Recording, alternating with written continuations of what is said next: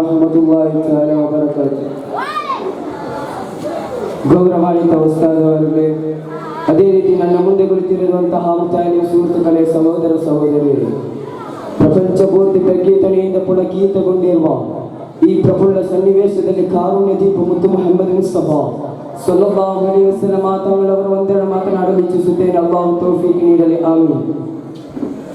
ಪ್ರಿಯರೇ, ಚರಿತ್ರ ಪುಟಗಳಲ್ಲಿ ಟಾರ್ಕೆ ಜಂಬವನ್ನಿಸಲ್ಪಟ್ಟ 6ನೇ ಶತಮಾನದ ಕಾರ್ಗಂತಲ ಯುಗದಲ್ಲಿ ಅಂಧಾಕಾರ, ಅನೀತಿ, ಅಭಿಜ್ಞಾನಗಳು ಅಷ್ಟದಿಕ್ಕಿನಲ್ಲಿ ಕೊಲೆಯೆತ್ತಿ ನಿಂತಿರುವ ಅನಾಚಾರ, ಕೊಲೆ, ಅತ್ಯಾಚಾರದ ಹೆರಿಸೇವನೆ ಇದೇ ಜೀವನದ ಸಂತೋಷವೆಂದು ಮನದೃಢತೆಯಿಂದ ಬದುಕುತ್ತಿರುವ ತನ್ನ ಪ್ರಭಾವ ಬೀರುವ ಸ್ವಭಾವದ ಮೂಲಕ ಲೋಕವು ಅಂದಿಂದೆಂದು ಮರೆಯದಂತಹ ಸರಿಸಾಟಿ ಇಲ್ಲದ ನಾಯಕ ಪೈಗಂಬರ ಮುಹಮ್ಮದ್ ಮುಸ್ತಫಾ ಸಲ್ಲಲ್ಲಾಹು ಅಲೈಹಿ ವಸಲ್ಲಂ ತಗಳವರ ಬಾಲ್ಯದ ಜೀವನದ ಸ್ವಭಾವವನ್ನು ಕಂಡ ಮಕ್ಕದ ಜನತೆ ಅಲ್ ಅಮೀನ್ ಸತ್ಯಾವಂತ ಎಂದು ಕರೆಯುತ್ತಿದ್ದರು. ಕಾಲ ಕಲಿಯುತ್ತಿದ್ದಂತೆ ನುಬುವತ್ತಿನ ನಂತರ ಇರುಳಲ್ಲಿ ಸಿಕ್ಕಿಬಿದ್ದ ಅಮರ್ಗೆಯನ್ನು ತನ್ನ ಸತ್ಯದೆಡೆಗೆ ಕರೆದಾಗ ಅಷ್ಟರ ತನಕ ಅಲ್ ಅಮೀನ್ ಎಂದು ಕರೆಯುತ್ತಿದ್ದ ಮಕ್ಕದ ಜನತೆ ಕಲ್ಲಾಸುಲ್ಲಾ ಕಪಟ ವಿಶ್ವಾಸಿಗಳೊಂದಿಗೆ ಗೇಲಿ ಮಾಡಿ ತನ್ನ ಜನ್ಮನಾಳಾದ ಮಕ್ಕಳಿಂದ ಓಡಿಸಿದಲ್ಲದೆ ಕೊಲೆ ಮಾಡಲು ಕೂಡ ಯತ್ನಿಸಿದರು.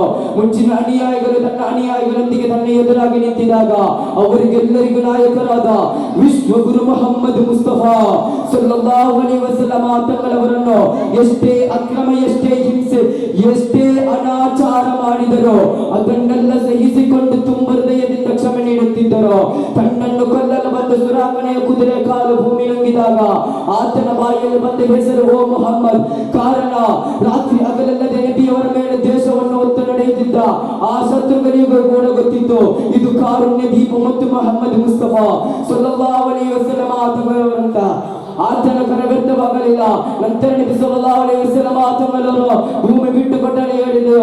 ಭೂಮಿ ಬಿಟ್ಟು ಕೊಟ್ಟಿದ್ದು ನಂತರ ಅದೇ ಕ್ರಿಯೆ ಪುನರಾವರ್ತನೆಯಾಯಿತು. ಇದನ್ನು ಮನಗಂಡ ಸುರಾಕನ ಮನದಲ್ಲಿ ಪರಿವರ್ತನೆಯ ಗಾಳಿ ಬೀಸಿ ಇಸ್ಲಾಂ ಧರ್ಮವನ್ನು ಸ್ವೀಕರಿಸಿದರು. ಮಾತ್ರವಲ್ಲ, ತಾಯಿಫಿನ ಮಣ್ಣಿಗೆ ಇಸ್ಲಾಮಿನ ಪ್ರಚಾರಕ್ಕೆ ಹೋದಾಗ ಅಲ್ಲಿಯವರು ಚಿಕ್ಕವರು ದೊಡ್ಡವರು ಎಂಬ ವ್ಯತ್ಯಾಸವಿಲ್ಲದೆ ನಬಿ ಸಲ್ಲಲ್ಲಾಹು ಅಲೈಹಿ ವಸಲ್ಲಂ ತಗಳವರ ಮೇಲೆ ಕಲ್ಲಿನಿಂದ ಆಕ್ರಮಣ ಮಾಡಿದಾಗ ಕಲ್ಲೇಟಿನಿಂದ ನಬಿ ಸಲ್ಲಲ್ಲಾಹು ಅಲೈಹಿ ವಸಲ್ಲಂ ತಗಳವರ ಕಾಲಲ್ಲಿ ರಕ್ತ ಬರಲಾರಂಭಿಸಿದರು.